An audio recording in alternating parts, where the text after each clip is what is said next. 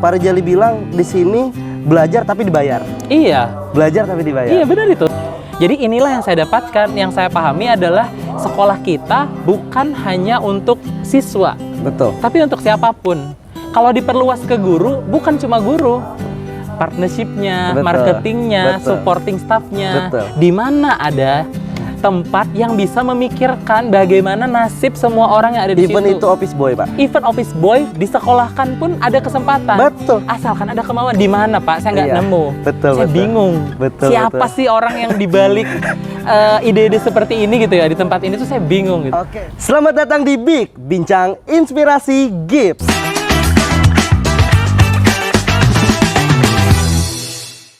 Hari ini kita kedatangan tamu yang very special. Beliau adalah sosok yang sangat menginspirasi. Beliau adalah sosok yang rajin, teguh kalau disiplin nomor 1. Please welcome Mr. Irwanto, Vice Deputy Director in Learning SMP SMA Global Islamic Boarding School. Tepuk tangan Pak Irwanto. Luar biasa. Pak Irwanto, apa kabar Pak? Alhamdulillah sehat. Bapak apa kabar? Alhamdulillah baik sekali Pak. Ini Pak, kita hari ini akan bicara seputar Pak Irwanto. Pokoknya kita akan menggali Pak Irwanto seputar kehidupan Pak Irwanto, sampai bagaimana Pak Irwanto akhirnya tiba di istana kita sekarang, Global Islamic Boarding School. Nah, saya penasaran Pak, Pak Irwanto aslinya dari mana Pak? Saya asli Barabai, Hulu Sungai Tengah. Barabai. Tapi nggak ada ini nggak ya? Nggak ada logatnya sama sekali Pak. Sepertinya saya udah mulai kehilangan identitas ya. Nah Pak, kehidupan di Barabai, Pak Irwanto sebenarnya lahir besar itu di keluarga yang sangat aware tentang pendidikan atau seperti apa Pak? Oke, kalau ditanya seperti ini mungkin saya langsung ingat bahwa tidak ada satupun keluarga saya dari zaman Nabi Adam ya sampai sekarang, sampai saya yang keterima di PNS. Jadi Oh, kita iya. kita tidak ada sama sekali. Tapi ada background guru-gurunya gitu juga? Nggak ada juga. Jadi basic petani, jadi ke sawah, punya kebun, ya seperti itu Pak. Tidak ada sama sekali yang berkaitan dengan pendidikan. Terus kenapa Pak Irwanto mau memilih kuliah ke Fakultas Pendidikan, Keguruan, dan akhirnya sekarang menjadi guru? Sebenarnya saya sih kurang paham waktu itu tentang kuliah itu seperti apa. Tapi karena saya anak IPA saat di SMA, saya taunya fisika, kimia, matematika, asalkan jangan biologi. Jadi itu dulu yang paling penting. Terus saya lihat-lihat ada dua, ada pendidikan, ada yang non pendidikan. Ya, yang murni. Yang gitu murni ya. Terus saya pikir-pikir lagi karena saya itu sejak kecil suka ngajarin teman-teman saya atau orang-orang yang ada di lingkungan saya. Jadi tetangga saya itu Pak, biasanya ke rumah saya buat belajar. Jadi entah kenapa. Jadi teman-teman. Di usia kapan tuh Pak? SMP? SMP. Jadi ke SMP itu udah kedatangan teman-teman, kedatangan tetangga, belajar sama saya. Yang mungkin dibilang profesional SMA. Oh. Jadi SMA saya ngajarin anak tetangga, dia itu pekerja tambang, ayahnya kemudian ibunya itu bidan. Jadi saya setiap pulang sekolah SMA itu saya ngajarin anaknya. Ngasih les gitu ya? Ngasih les. Dan ya. berbayar? Dan berbayar. Oh. Itu bisa dianggap profesional lah karena ada uangnya. Dan saya senang menjalaninya. Akhirnya pendidikan aja deh gitu. Oke, sebelum kita ke jenjang yang pendidikan tadi Pak, sampai gimana Pak Irwanto membangun karir segala macam, saya masih penasaran tentang di belakang Pak Irwanto. Oh iya. Nah, Pak Irwanto, dalam tumbuh besarnya Pak Irwanto diiringi oleh sosok figur ayah yang istilahnya strike dengan aturan rumah atau seperti apa Pak? Nah, untuk di masalah ini sih unfortunately saya nggak ada sosok ayah karena saya dari keluarga broken home. Oh, sorry ya Pak, saya nggak tahu Pak. Okay. Jadi ayah ibu saya bercerai saat saya masih kecil, jadi saya diasuh oleh nenek saya. Namun seiring berjalannya waktu saya masih ada komunikasi dengan ibu saya. Kalau ayah saya baru komunikasi saat mau nikah bahkan. Oh iya Pak? Saat mau nikah karena saya pikir saya perlu izin ke beliau, saya cari, akhirnya ketemu for the first time. Dari sejak kecil, dan ternyata saya punya adik juga dari ayah saya. Di Banjarmasin? Ayah saya di Kandangan. Oh, Kandangan. Masih dekat lah ya Pak? Iya, jadi nenek saya yang pegang ayah ibu. Oke. Boleh nggak Pak sedikit digambarkan sosok nenek Pak Irwanto? Kalau kata beliau sih ya, beliau itu orangnya yang selalu peringkat di kelasnya itu jadi peringkat 1. Jadi juara kelas dia. Karena waktu itu cuma ada 3 perempuan, seingat saya. Sisanya itu cowok-cowok yang biasanya itu agak males kalau cowok-cowok itu. Jadi beliau itu emang orang-orang, termasuk golongan orang-orang yang paling oke lah di kelasnya. Suka belajar. Iya, gitu dan ya. di zaman itu bahkan nenek saya sampai ke jenjang selevel SMP. Padahal di tahun berapa ya?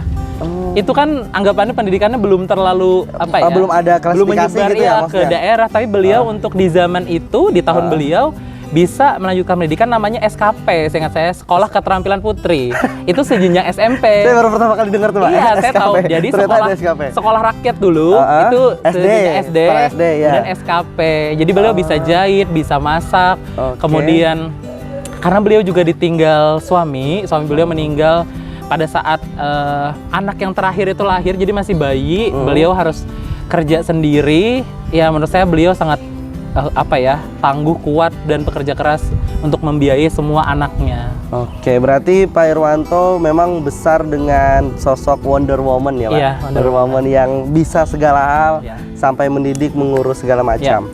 Nah, dalam tumbuh kembangnya Pak Irwanto juga, apa sih Pak yang menjadi motivasi Pak Irwanto? Apakah ada ingat 1 atau 2 hal wejangan yang nempel banget sampai sekarang?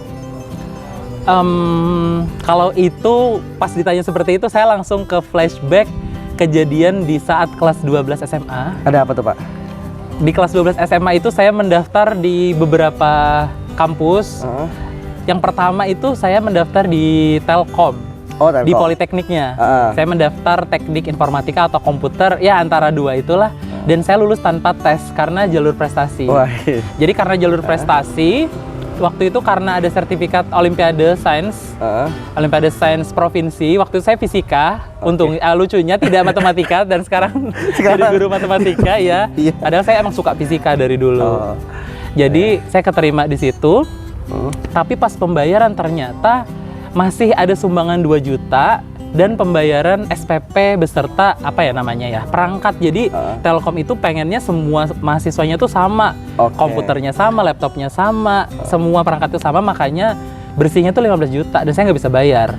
Jadi beberapa hari itu ada lagi notif surat masuk ke rumah, kapan daftar ulang gitu, kapan daftar ulang. Akhirnya saya di suatu malam itu benar-benar ngerasa nggak berguna dalam tanda kutip. The hopeless ya? Ngapain ya saya sekolah 12 tahun berusaha jadi yang terbaik. Saya dari kelas 1 SMP sampai kelas 12 selalu ranking 1, kecuali 1 kali di kelas 10. Karena saingan saya itu orang paling pintar di kota Barabai. Kan saya dari kampung ya. Jadi saya background SMP juga di kampung. Karena 1 kelas sama dia, gagal tuh saya. Tapi pas udah dipisah guru BK, baru saya bisa menikmati ranking 1 sampai akhir lulus saya. Jadi kayak ngapain ya selalu ranking 1, tidur selalu jam 12 malam. Harus belajar, tapi ujung-ujungnya terkendala biaya. Nangis dong saya. Saya nangis, ternyata nenek saya kebangun. Nenek saya kebangun tidak menanyakan kenapa saya menangis. Terus? Tapi langsung bilang, nggak apa-apa kok, nggak harus kuliah. Randi pasti kerja di tempat yang dingin. Merinding saya Pak. Itu sih, jadi saya selalu, karena apa ya, kita kan orang susah ya. Jadi pasti ke sawah, pasti kebun, saya nggak bisa. Saya pulang sekolah, SMA ada kelompok ilmiah remaja, ada perlombaan gitu. Pokoknya saya harus maintain ranking 1 karena saya pikir cuman itu yang saya punya. Biar bisa ibaratnya membuat kondisi menjadi lebih baik gitu ya saya nggak punya orang tua dalam tanda kutip. Saya juga nggak punya dalam tanda kutip harta untuk bisa nanti saya pergunakan menjadi modal dan sebagainya. Jadi ya harus ranking 1, satu-satunya yang bisa saya lakukan. Jadi pas beliau bilang begitu, saya kayak oke, masih ada kesempatan lain karena tahun 2011 waktu itu adalah tahun pertama SNMPTN. Betul. Akhirnya saya coba lagi jalur bidik misi. Untungnya Pak SBY sudah mulai program itu di tahun sebelumnya. Daftarlah saya untuk pertama kalinya tuh di angkatan itu ada SNMPTN. Akhirnya jalur raport ya. Saya keterima tuh akhirnya di ULM jalur bidik misi. Jadi langsung kayak oh my god. Bisa ternyata saya kuliah, saya pikir udah nggak bisa. Dan benar kata neneknya Pak Irwanto, nggak perlu kuliah, tapi ternyata ada jalannya kuliah juga tanpa berbayar ya Pak. Akhirnya bisa kerja di tempat yang dingin. Dan tempatnya dingin beneran loh. Ya kan tidak semua sekolah dingin. Kemarin kan saya ke ruangan Pak Irwanto dingin banget. Kacanya sampai berembun. Iya, itu beneran sih, kayak ucapan beliau tuh literally dingin. Kalau saya di sekolah lain mungkin panas, Pak. Karena tidak Belum semua, ya. tidak semua sekolah dingin ya. Betul. Nah, Pak, kita lanjut ke pembicaraan awal mula Pak Irwanto akhirnya memutuskan mau coba di gips deh. Apa tuh, Pak? Aduh, jujur saya nggak tahu ada sekolah ini. Oh, Segede ini dan sekeren ini saya tidak tahu, Pak. oh iya, Pak. Iya, saya udah terlanjur pulang ke Barabai. Oh, jadi habis lulus pulang ke Barabai dulu? Pulang. Wah. Kayak 1 semester 6 bulanan saya pulang. Kerja di sana? Nyari kerjaan, coba Oke. ngelamar di bank, di marketing, di pembiayaan, di sekolah. Nggak ada yang manggil. Literally tidak ada yang memanggil saya setelah saya udah kirimkan semua Sorry ya, Pak, CV, saya ketawa ya, Pak. semua CV, semua prestasi saya Pak yang segini. Saya selalu ikut. Saya tipenya generalis. Iya. Jadi saya apapun ikut, mau nari, mau senam, mau fisika, mau tartil, mau lomba sholat, saya ikut. Oke. Tapi tetap gak ada yang manggil, kayak oke, hopeless. Terus ada kakak kelas di organisasi, 2 orang, satu prodi, satu di organisasi, bilang ini ada penerimaan di Global Islamic Boarding School, ini sekolah apa Iya, gitu ya. sekolah apa gitu? Iya, saya nggak tahu. Oke deh, coba kirim email, tapi takutnya nggak kekirim atau nggak kebaca, coba lagi jalur pos. Saya ingat banget hari Senin saya kirim, Selasa udah ditelepon oleh HR. Tahun berapa tuh, Pak? 2016, sekitar oke. Agustus. Oke. Tanggal 24 kalau nggak salah. Nanti dicek, pokoknya Oke. Senin itu sekitar Oh, tanggal berarti 20 bentar lagi anniversary ya nih ya? 7 tahun. Iya, 7 tahun. Ya kan, terus udah dipanggil, terus dia bilang, Pak besok, itu jam 5 sore loh, keadaannya Selasa jam 5 sore, masih di Barabai, ditelepon, Pak besok hari Rabu, bisa berhadir ke sekolah ya, Buat jam interview. 8 buat interview bersama Pak Zulfikar, beliau udah direktur, beserta kepala sekolah, Pak almarhum Pak Irul waktu itu. Waduh, gimana ini, saya masih di Barabai, Iya. ini udah jam 5 sore, saya nggak punya motor, karena motor saya waktu itu dijual untuk kebutuhan kuliah, itu juga jadi one story yang bikin down banget. Oke. Pas mau lulus, mungkin next time. Iya, iya. Bisa nanti, Pak, kita setir, Pak. Kita mundur. Kita nggak apa-apa, Pak. Maju mundur aja nggak apa-apa. Ya, benerannya. ya nanti kita mundur lagi. Jadi saya tuh nggak punya motor, gimana caranya bisa ke Barabai? Terus kata nenek saya apa coba? Apa? Nggak usah, udah mau maghrib, banyak aja rezeki yang lain. Udah kayak, aduh, ini gimana tidak direstui? Coba dulu lah, Nek, siapa tahu rezeki daripada nganggur. Oke, kata beliau, silakan kalau begitu dianterin sama sepupu ke terminal di Pantai Embawang, ada Iya, terminal naik kan? taksi. Naik taksi. Taksi call. Nggak taksi sih. Minibus ya. Iya, taksi call. Taksi call itu kan. Waktu zaman berapa tuh, Pak? Sekarang kalau nggak salah 75-an ya? Ya, dulu mungkin 30 atau 30-an ya, 40 gitu ya. ya, oke. Dah ambil Terus? beberapa potong baju, karena mikir paling kan seleksi 2 hari gitu. Berangkat, sampai di sini hari pertama langsung ketemu Pak Zulfikar, ketemu Kepsek almarhum Pak Irul, dan satu guru geografi. Nyoba, ternyata nggak 1 hari 2 hari. Ternyata 2 minggu, jadi kayak tesnya berentet. Terus Pak Irwan nginep di mana, Pak Irwanto? Ada rumah tangga. Alhamdulillah. Selama kuliah dulu juga sempat di situ, di Banjarmasin. Oh, di Banjarmasin Di juga. Banjarmasin. Jadi ikut setiap hari itu harus nunggu jam 6 sore itu harus nunggu dak-dikduk apakah kita lanjut, apakah enggak. Karena kalau enggak berarti udah enggak lagi ke step berikutnya. Oh, jadi dia ada banyak step gitu ya? Banyak banget. Tapi saya bersyukurnya karena banyak step itu, akhirnya saya dilihat potensinya. Seandainya tidak, mungkin saya bisa dijudge hari pertama kurang, that's it. Saya tidak punya kesempatan lain. Akhirnya 2 minggu baru bisa kerja di sini tanggal 5 September 2016 itu. Baru ingat banget. Hari pertama ya. Oke, nah awal masuk berarti sebagai teacher matematika? Ya, matematika. Oke.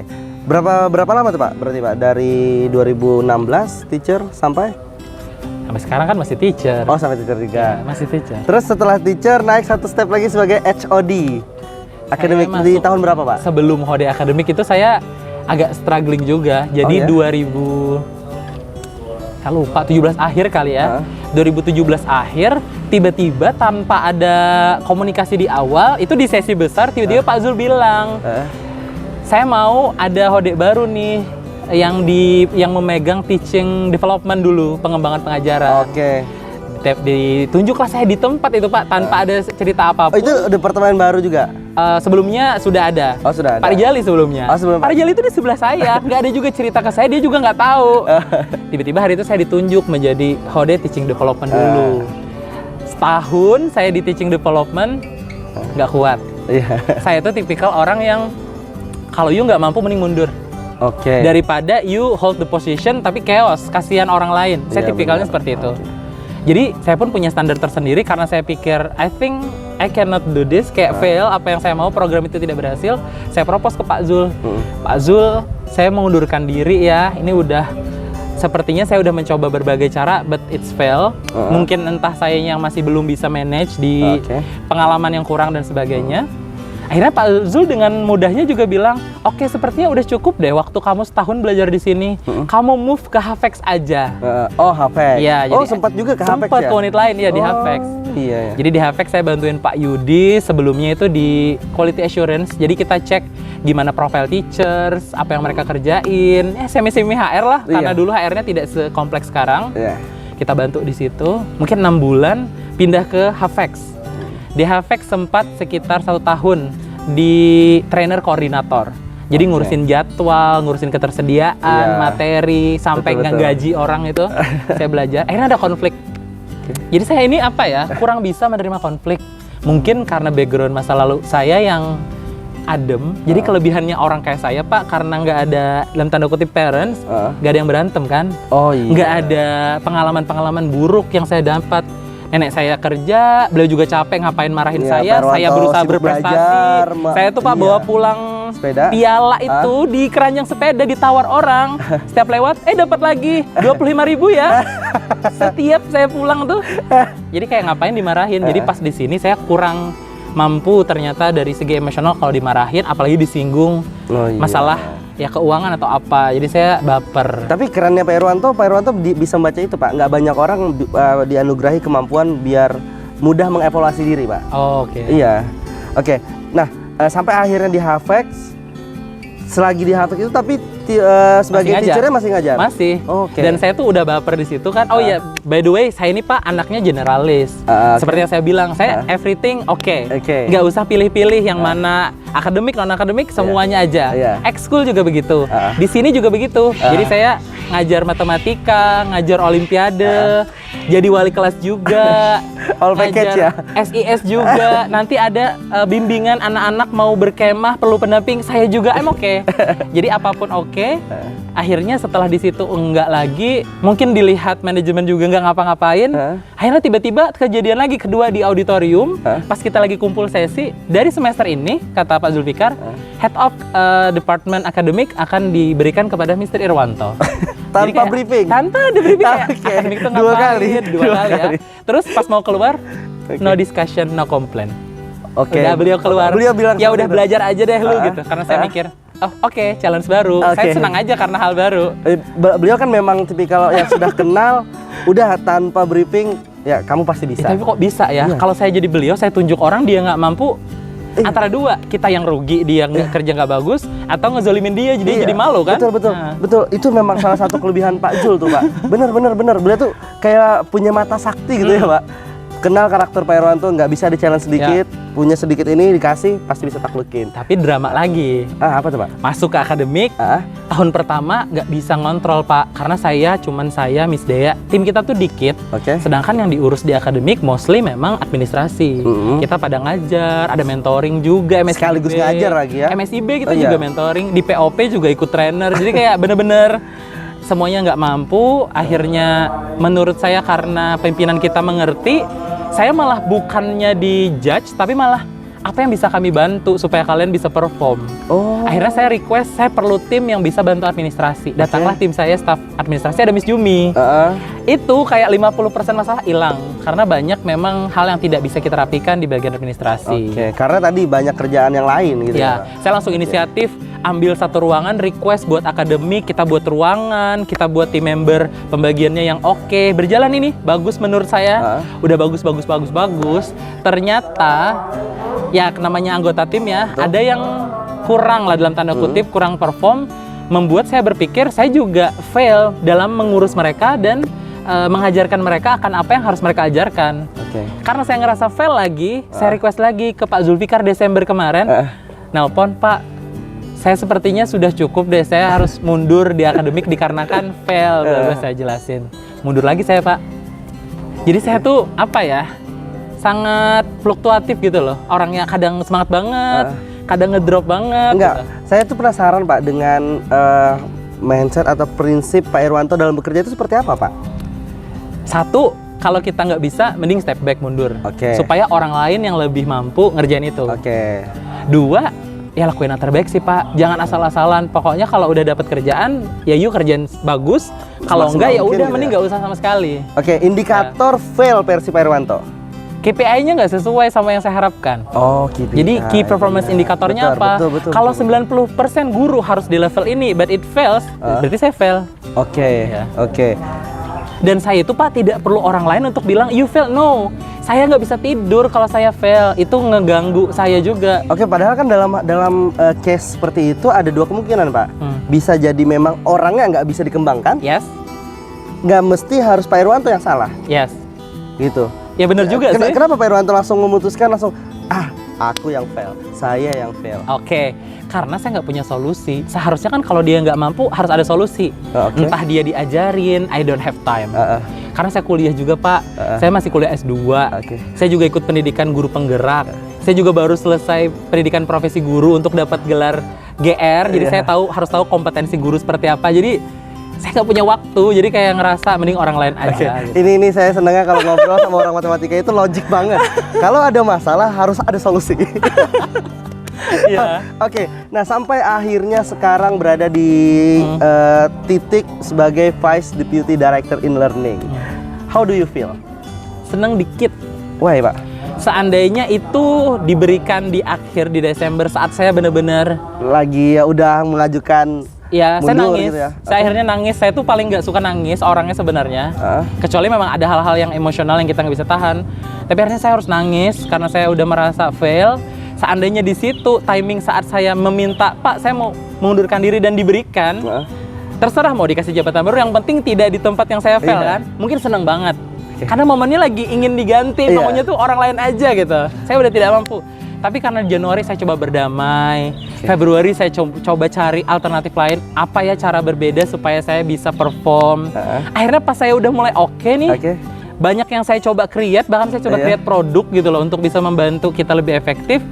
Ternyata diganti, jadi kayak dikit lah. Tapi jadi lagi mau berubah-berubah lagi aja. On fire, tiba-tiba diganti. Iya, judes gitu. Oke. Tapi kan ini satu petualangan baru, Pak. Iya. Petualangan baru. Saya suka itu. Makanya saya senang dikit. Iya. Oke, Pak, dari sudah 7 tahun ya, Pak? Hampir. Apa September yang ini membuat Pak Irwanto mau bertahan? Kalau bertahan kan artinya udah cinta ya, Pak, dengan gift, dengan pekerjaan ini. Apa Pak yang membuat Pak Irwanto cinta dengan Global Islamic Foundation? Sebenarnya kalau ditanya gitu, saya kayaknya paling sering deh yang mau resign. Yang tidak tertulis kayaknya ada 1734 kali deh saya mau resign. Ya Allah. Mungkin lebih. Tapi kalau yang literally resign berapa kali ya? Satu, pas almarhum Pak Irul masih ada, saya udah tulis surat, sudah taruh di meja Mr. Zul. Gara-gara teaching development. Oke. Saya nangis hari itu hari Rabu, pakai baju batik di ruang Pak Irul nangis. Pak, saya fail. Saya nggak mau membuat pimpinan saya itu marah ke saya. Mending saya tidak ada. Daripada membuat pimpinan malah marah-marah, ngerti kan? Kalau kerjaan kita nggak beres. Itu pertama yang udah suratnya maju. Akhirnya diskusi sama beliau, Irwanto gitu. Kita ini bukan malaikat. Betul. Pak Zul bukan malaikat, kamu bukan malaikat, teman-teman bukan malaikat. Kamu nggak bisa memaksa orang untuk tidak marah. Marah adalah hal yang manusiawi. Iya, manusiawi. Kenapa kamu memaksa orang untuk tidak marah? Langsung saya mikir, oh iya ya, kenapa saya menghindari kemarahan ya?